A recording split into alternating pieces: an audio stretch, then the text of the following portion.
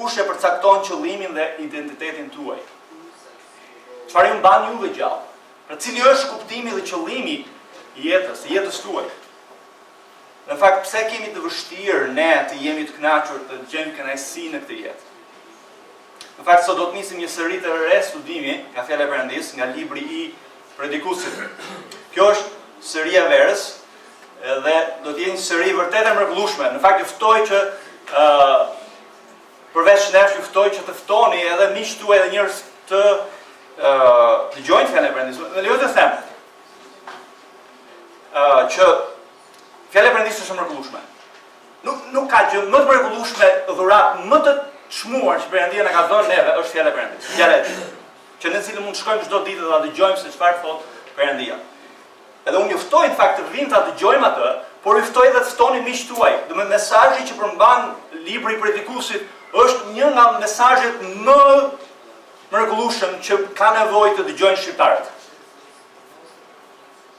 Kemi nevojë ta dëgjojmë ne dhe ka nevojë të dëgjojë çdo shqiptar. Dhe unë nuk shpresoj që do vinë gjithë shqiptarët, por Zoti mund ta bëjë. Por këtë seri e kemi quajtur dikush më pyeste jeta mbi diellin. Dikush po më pyeste mëngjes, po pse? Sepse libri i Predikuesit thotë jeta në diell. Po ai do ta shpjegojmë pse kemi titulluar jeta mbi diell ose mbi diellin. Në fakt, ju do thoni e kam menduar fakt për një kohë të gjatë që të predikonin këtë mesazh, por në fakt kisha shumë frikë.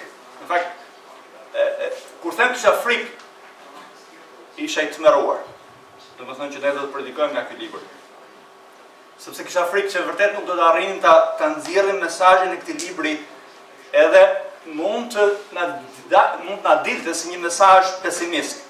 Madje më mend që shumë kohë më parë kur shëroja në kishën e krabës, po mendoja të predikoja në fakt nga ky libër, guxova në fakt, por që atëherë, që në vitet 95 besoj, por ndova shumë frikacak ju. Edhe u tërhoqa. Dhe ai më thot shprehimisht, ky misionar më thot kështu, mos e bëj atë gabim të madh të predikosh nga ai libër, sepse do t'i bësh besimtarët të bien në pesimizëm për jetën. Në fakt, sa herë që mendoja që mund të predikojmë nga ky libër, më kujtohej ajo shprehje. Edhe gjatë gjithë kohës që po prishisha të mendoja ta fillojmë këtë predikim, ajo më vinte në mendje. Ta fillojmë, mos ta fillojmë. Por fakt, dash Zoti që po e fillojmë, më duket në fakt një libër i frikshëm, si thash për të predikuar. A do të dalim dot ta predikojmë siç duhet? Gjithmonë kjo është një pyetje që ne e bëjmë si predikues për çdo libër, por ky është pak libër i frikshëm. Por ndërsa jam marrë me përgatitjen e kësaj serie, në fakt ndërkohë që kam parë përgatitjen edhe mesazhet që përmban ky libër, në fakt më lejoni të them që përmban një mesazh vërtet të mrekullueshëm. Edhe të rëndësishëm për këtë kohë. Edhe lutuni në fakt bashkë me mua, bashkë me ne, që Zoti do ta përdorë këtë mesazh në jetën time, në jetën tuaj, në jetën e kësaj kishe, për të na mësuar neve në kuptimin dhe qëllimin e vërtetë të jetës. Edhe nëse me hirin e Zotit, ne do të përgjigjemi si duhet këtij mesazhi që përmban ky libër, ai madje do ta përdorë neve ta përcjellim këtë mesazh tek bota që ka nevojë shumë ta dëgjojë këtë mesazh. Në fakt le ta hapim fjalën e Perëndisë te tashmë nëse nuk e keni hapur te libri i Predikuesit, kapitulli 1. Edhe që në fillim fare të librit, në vargjet 2 dhe 3, Predikuesi me njëherë na thot, pra na paraqet mesazhin e tij.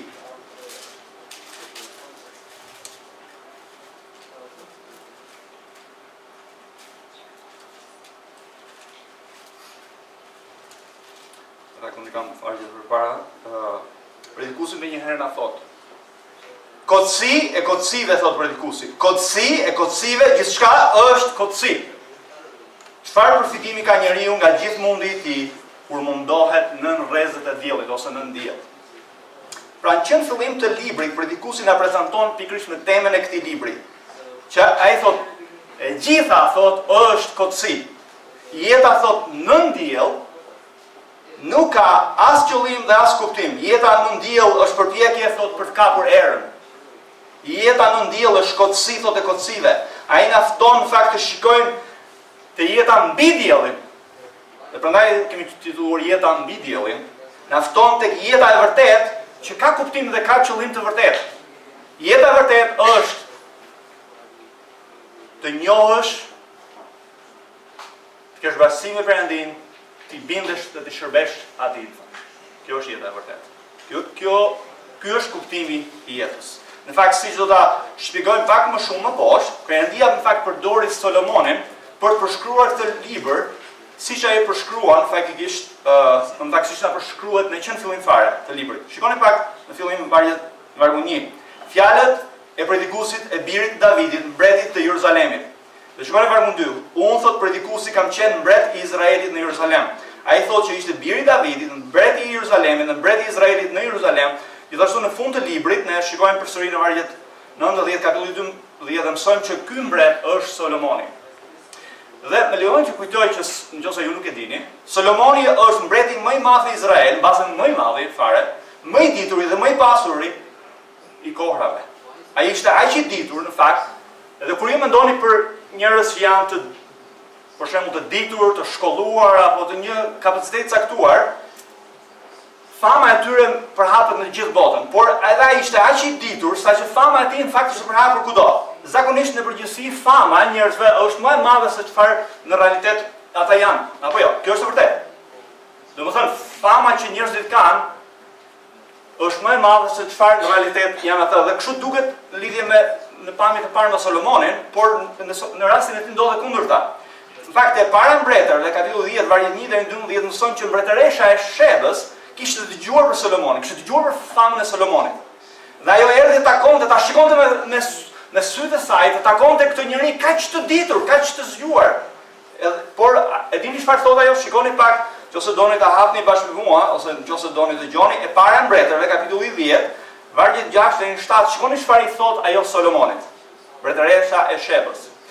Pra zgjuarësia e tij vuri në lëvizje një mbretëresh për ardhur për të takuar, për ta parë me sy këtë njeri kaq të zgjuar.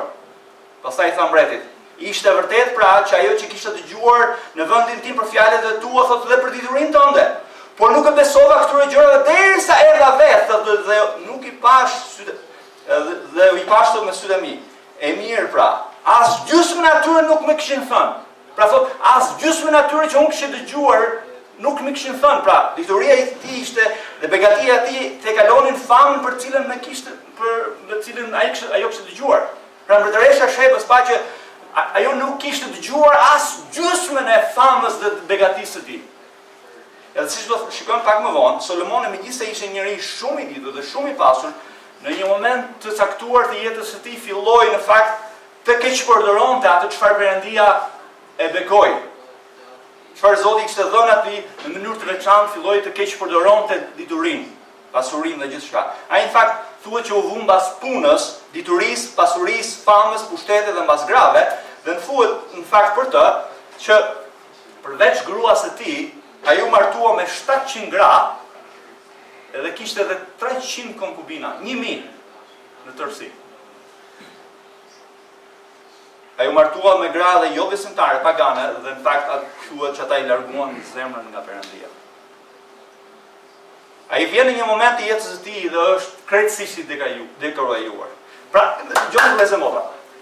Ja ku ne jetojmë në një botë që thotë që jeta e vërtetë, qëllimi dhe kuptimi i jetës është të jesh sa më i pasur, sa më i ditur, të kesh sa më shumë seks apo femra, të kesh sa më shumë pushtet, të kesh sa më shumë nga të gjitha këtu. Dhe ja ku është Solomoni. I ka të gjitha të gjërat më të mundshme, më i pasuri, më i diti.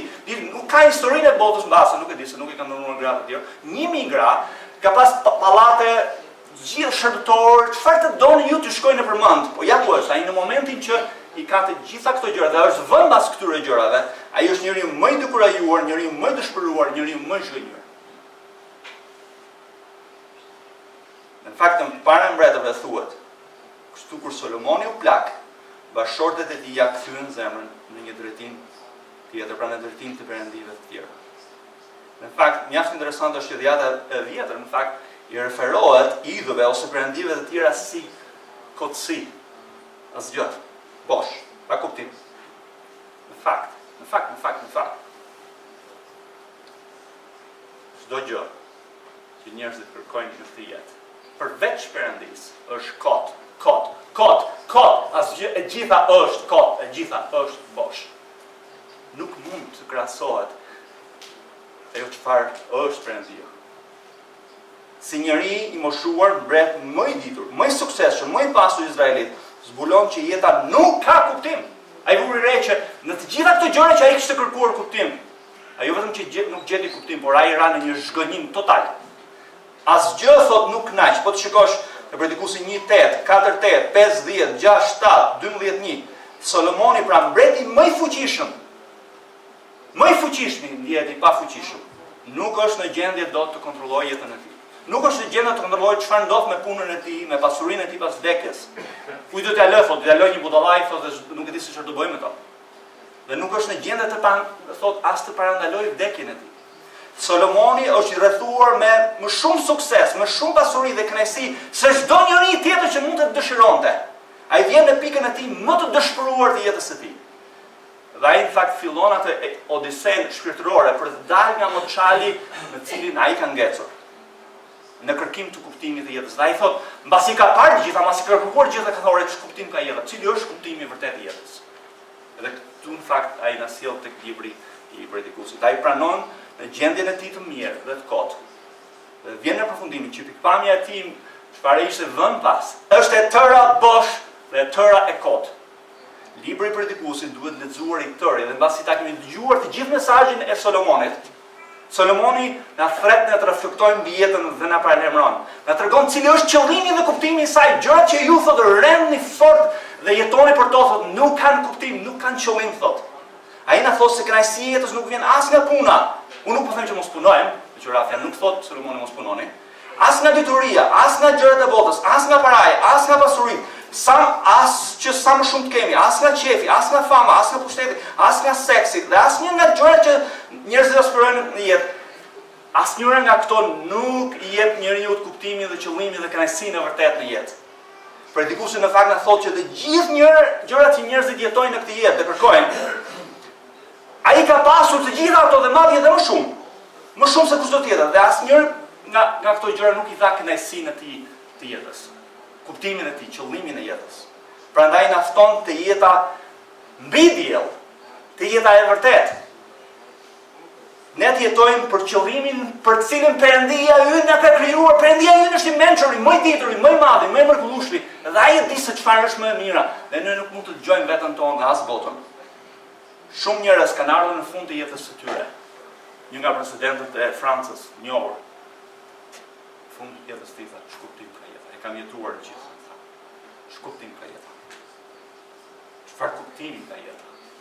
A ka kuptim jeta juaj në fakt?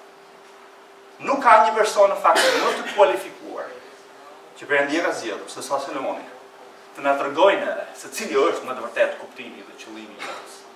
Ai ka parë të gjitha, i ka jetuar të gjitha gjërat që ai kërkojnë, që njerëzit kërkojnë, ai ka pasur.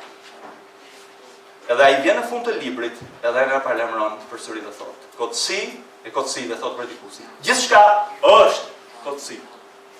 Por në fund të fare,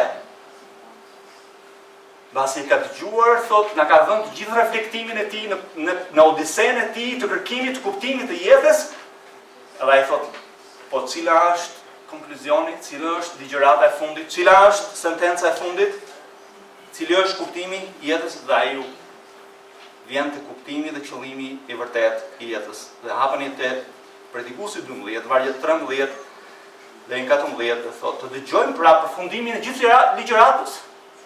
Ta dëgjojmë, thotë, se çfarë kuptimi ka jeta. Cili është qëllimi i jetës. Edhe thotë, ki frikë nga Perëndia. Pra adhuroje Perëndin. Dhe respekto urdhërimet e tij. Sepse kjo është tërësia e njeriu. Për këtë gjë është krijuar njeriu. Sepse Perëndia do të vërtet gjykohet çdo vepër dhe çdo gjë që është shehur, qoftë mirë apo qoftë keq. Njeriu do të vijë një ditë të përballet me krijuesin e tij.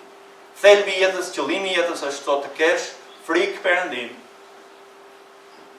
dhe të bindesh urdhërimeve të tij.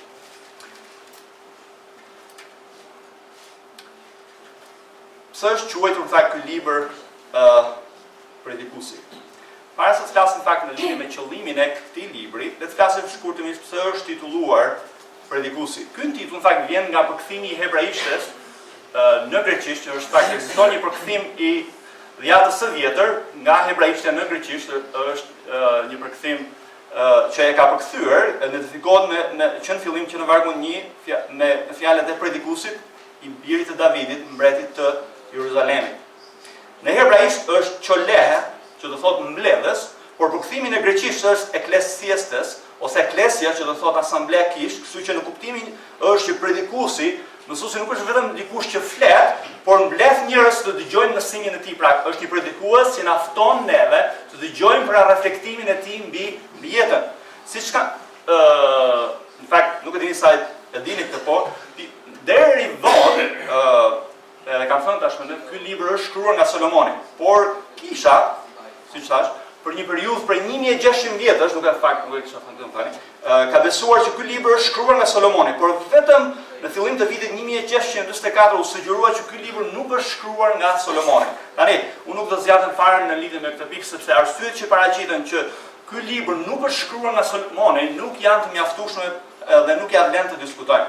Megjithëse autori i librit, siç thash, nuk e identifikon veten me emrin Solomon, por për shkrimin që ai jep për veten e tij, që nga 1, 2 edhe 3 dhe pastaj gjatë gjithë librit edhe në fund fare të kapitullit 12, 9 deri në 11 na bëhet qartë që ky libër është shkruar nga Solomoni. Pra Perëndia ka përdorur Solomonin për ta shkruar këtë libër. Dhe jeta e tij në fakt përputhet me reflektimet e këtij libri. Domethënë çfarë ne shikojmë nga ky libër përputhet pikërisht me gjërat që përshkruhen tek para mbretërve apo çfarë shkruhet për të diku tjetër. Tani, le të ndalemi shkurtimisht tek qëllimi dhe mesazhi i këtij libri. Pra Perëndia ka pasur një arsye pse nuk na ka identifikuar që është Solomoni fjalë për fjalë. Por cili është qëllimi i këtij libri? Më lejo të citoj një përmbledhje mjaft të mirë të një autori në lidhje me qëllimin edhe mesazhin e këtij libri.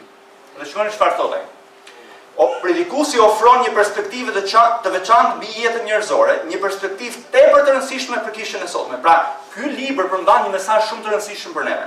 Edhe ai citon një autor tjetër, thotë duke fokusuar vëmendjen tonë në këtë jetë, se sa jetën tjetër, me të vërtetë ky libër kontribon në korrigjimin e barashpesës që shfaqet shumë shpesh për gjatë epokave në mendimin e krishterët që e ka prezantuar krishterimin sikur është më shumë një çështje e pritjes për diçka sesa çështje e jeturit. Në fjalë të tjera, le ta shpjegoj pak. Pra, barasfesha që ai që sill libri i Predikuesit është kjo, që shpesh herë në jetën tonë krishterë e shikojmë sikur s'ka rëndësi fare se çfarë bëjmë këtu, është thjesht duke pritur për jetën tjetër aty, domethënë kur jemi me Perëndin. Jo, ky libër na sill neve që ne mund të jetojmë që në këtu në tokë, në marrëdhënie me Perëndin, në kuptimin e vërtetë të jetës, por jo duke jetuar për gjërat e kësaj bote.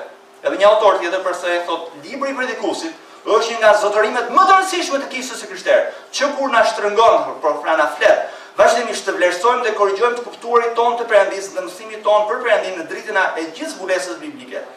Dhe ai vazhdon të thotë reflektimet e urtësisë së Predikuesit i heq maskën mitit të autonomisë dhe të mjaftueshmërisë së njeriut dhe të na drejtojë ne të gjithë në brështësinë dhe pastësinë për të gjetur kuptim në një botë të përshtrembur, të na çojë neve te marrëdhënia krijues-krijesë, që është prioriteti më përfundimtar. Pra ideja është që çfarë po na thotë neve Predikuesi, po na thotë që na heq neve atë maskën, atë mitin që ne kemi si njerëz, ne jemi autonom, që ne jemi të vetëmjaftueshëm, por na sjell neve pikërisht që ne jemi të brisht, ne jemi të paaftë për gjetur kuptim në këtë botë dhe na sjell tek qëllimi dhe kuptimi i vërtetë i jetës, është marrëdhënia jonë me Krijuesin. Dhe më tutje vazhdon, po një autor dhe thotë, por më tepër Predikuesi është i rëndësishëm në mënyrë të veçantë në kulturën tonë, sepse flet për shumë nga tundimet që vijnë nga bota shekullare pa Perëndin. Edhe një autor e quan Predikuesin librin më bashkëkohor i Biblës. Pra është libri më bashkëkohor i Biblës. Shumë njerëz thonë që Bibla ka dalë jashtë mode. Më lejo të them që libri i Predikuesit është libri që flet më shumë se çdo libër tjetër për kohën e sotme. Predikuesi është një sulm satirik në një shoqëri lakmitare, hedonistike dhe materialiste, ekspozon kërkimin e çmendur për të gjetur kënaqësitë, njohuria, pasuria, kënaqësia, puna, fama dhe seksi. Reflektimin e Solomonit thotë që nga do që hidhja syt, thotë, ishe i kufizuar nga vdekja. E shikon dhe hidhë shikimin edhe ai vdekja. Nuk e kishte konsideruar Solomoni që ka vdekje. Njerëzit në rininë e tyre dhe jetën e tyre mendojnë që s'ka vdekje. Me shpejtësi të plot ecën në jetë, por nuk e dinë që ka një fund. Ne nuk marrim në konsiderat vdekjen kur jetojmë. Por është budallik i madh. Ne jetojmë sikur ajo nuk ekziston. Megjithëse ajo banon me ne dhe kudo që ndeshim, kudo që shkojmë,